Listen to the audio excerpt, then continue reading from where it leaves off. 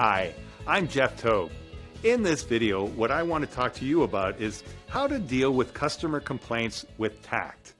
Tact meaning having the clarity, confidence, and capability to deal with difficult or delicate customer, member, or patient situations. And ignoring customer complaints can wreak havoc on three key things. Number one, the experiences your customers have with you and your organization. Secondly, your organization's reputation in the marketplace or community. And finally, your positioning to acquire new customers and members.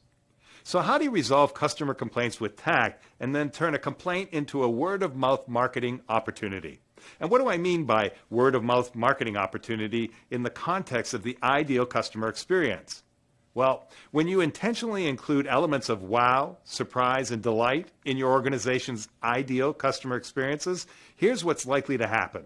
Your customers, members, or patients will talk to their family and friends about the experience that they had with you, your product or services, and your brand. Be sure to listen to the emotional words and phrases they use to describe the wow, surprise, and delight that was unexpected from the typical, normal, and ordinary customer service experience they usually have day to day. The second thing that happens is they go directly to Facebook, Instagram, Twitter, and other social platforms, either on their smartphone or their tablet, to like, comment, and share their wow, surprise, and delight experiences. When this happens consistently, your business gains momentum. Travel back with me a minute and think about when you were a kid. You're standing on the top of a hill on a snowy day with 12 inches of snow on the ground. You bend down and you form the snow into a tiny little ball. You roll it back and forth until you feel it's just the right size to roll down the hill. Somehow kids know exactly when to do this. What happens when you let go of the tiny snowball and it gains speed, power, and size? The same thing happens in your business. Your first few fans and followers who had ideal experiences with you that include wow, surprise, and delight turn into brand advocates. And brand advocates drive more customers, members, patients to you and your organization, just like the tiny snowball gains speed, power, and size.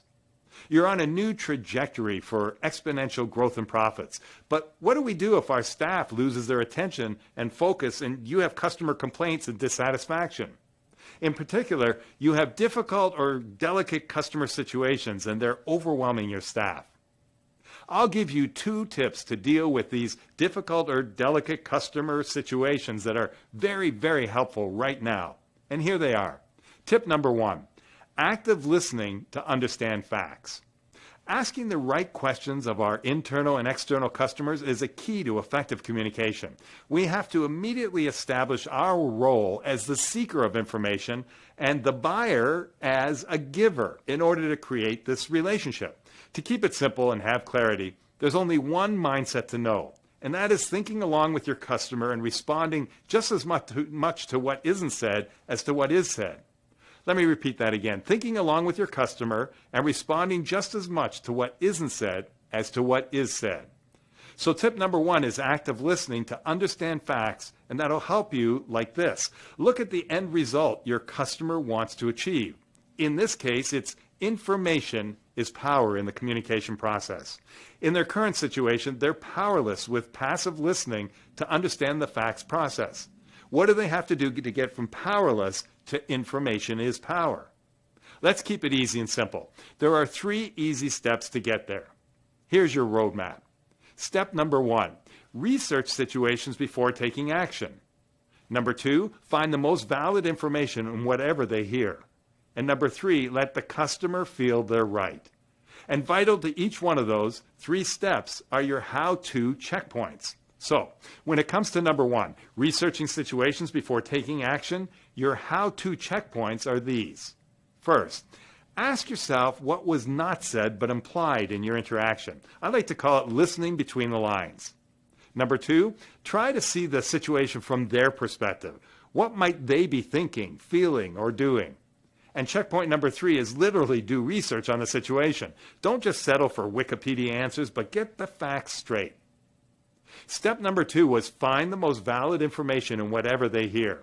The 3 how-to checkpoints here are, first, Check in with your customer as they are talking. Don't interrupt, but clarify with something like, so if I understand you right, or what I heard you say is, this ensures there are no mistakes.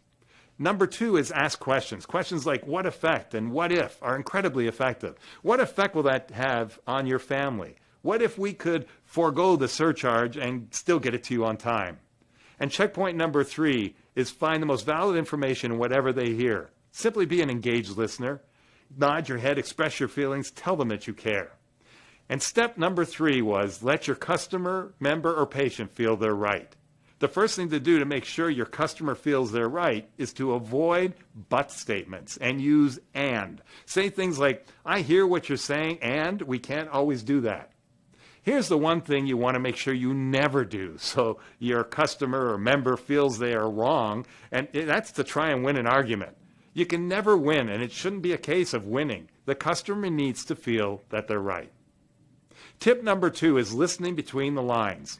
Listening between the lines allows your people to be more effective in their active listening, and they build sustainable listening habits that save time and money.